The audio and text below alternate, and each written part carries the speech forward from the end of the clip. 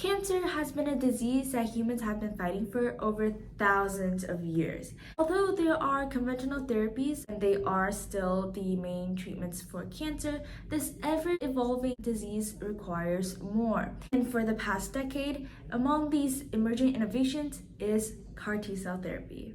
Hello everyone, I am Anna Huang. Today I will be going over my research paper that I published earlier this month. I will link my paper and my past articles in the description below for review, as it will cover more information than this video. Feel free to check that out, and with all that aside, let's get into it. First of all, naive T cells are a type of white blood cells in your immune system that targets foreign pathogens, including cancer. There are two main subtypes, CD8 cytotoxic cells and CD4 helper cells. For starters, the two of them are differentiated by their class of peptide binding MHC molecule, and CD4 on one hand promote immune cell proliferation and survival, stimulates cell-mediated responses, and assists antibody production. CD8, on the other hand, secretes cytokine to the attached target cell, in this case the cancer cell, and induce apoptosis. In other words, CD8 would be the cell that eliminates or kill the tumor cell. So general features of the T cell are similar, with its two remarkable components being the T cell receptor, which is the part where the T cell would be attached to the antigen presenting cell, then later acting as the first signal for activation, and the co-stimulation signal domain, which is the part where the cell would decide if they will counteract or amplify the initial signal, and positive signals will result in full activation of the immune response. Other subsets of components are differentiated based on CD8 and CD4. Now, CAR T cells. They are essentially modified T cells with something called the chimeric antigen receptor, with some altered or added components. There are 5 generations of CAR T cells so far, all with the goals of enhancing cell proliferation, persistence, survival, reducing side effects, and of course improving anti-tumor activity, among other considerations. On the market, there are 7 FDA-approved CAR T-cell therapy, all from the 2nd generation. As for the next or 5th generation CAR T-cell, scientists are looking for the design of a universal CARs with 2 potential components, being the supramolecular complex and biotin-binding immune receptor. Currently, CAR T-cell therapy has demonstrated remarkable results in hematological malignancies, such as B-cell acute lymphoblastic leukemia. At the same time, adverse events, namely cytokine release syndrome and immune effector cell-associated neurotoxicity syndrome, remain a challenging issue. Symptoms can vary from mild to severe or even fatal, so the side effects of CAR T-cell therapy is a huge area for research.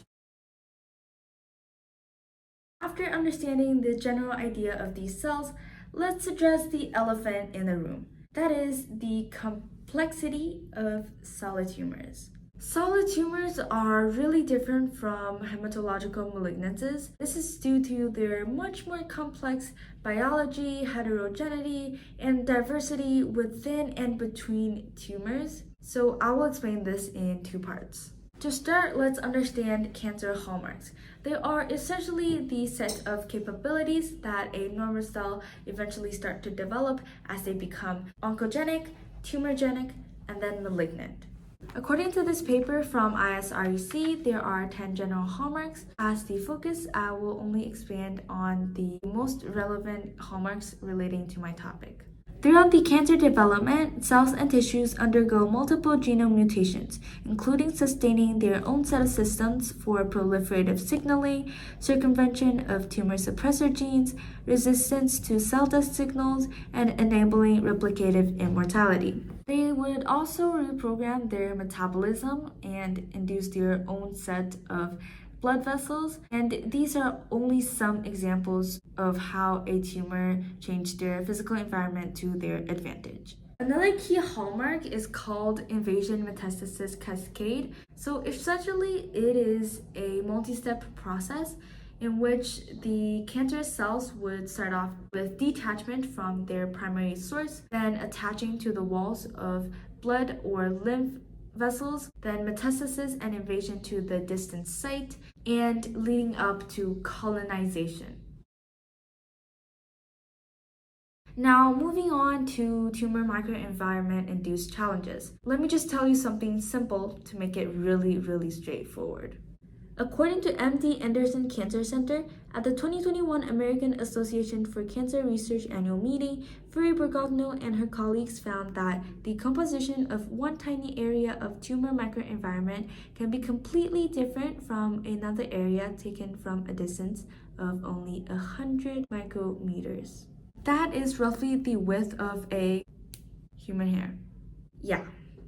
So you see, the cancer microenvironment is extremely. To understand this topic, I started off with understanding the components within the tumor microenvironment. Just to list them off, there is regulatory T cells, B cell lymphocytes, tumor-associated macrophages, neutrophils, dendritic cells, natural killer cells, cancer-associated fibroblasts, extracellular matrix, adipocytes, blood vascular endothelial cells, and many more. Among these components, some can be pro-oncogenic, while others can be tumor suppressing, or in between. Thus, it is established that there is likely no one-size-fits-all antigen design for CAR T-cell therapy. After explaining features of the TME, I went more in depth in the challenges posed by the tumor microenvironment, which include 5 things. 1. Antigen heterogeneity, which is a lack of tumor-driving surface proteins for immune detection and effective therapy outcomes. 2. Immune suppression that avoid detection and CAR T-cell cytotoxicity. 3. Restricted infiltrations due to dense fibrotic layers and blood vessels that reduce the ability of CAR T-cells to precisely and effectively penetrate through tissues. 4. Competition for metabolic fuels. Glucose production is a huge powerhouse for cell function and is a process called aerobic glycolysis for CAR T cells. However, cancer cells, on the other hand, are able to produce glucose even in the presence of oxygen. And that is something more advantageous compared to CAR T cells' way of producing energy. And last but not least, 5. CAR T cell exhaustion that can be caused by nutrient-poor conditions, overexpression of repetitive stimulation, and TME-induced metabolic phenotypes. As the next approach, a huge part is to develop more antigen recognition to hopefully overcome the dense physical barriers. Currently, some antigen to target are fibroblast activation protein, heparinase 2, mesothelin, EGFR variant 3, human epidermal growth factor receptor 2, and vascular endothelial growth factor.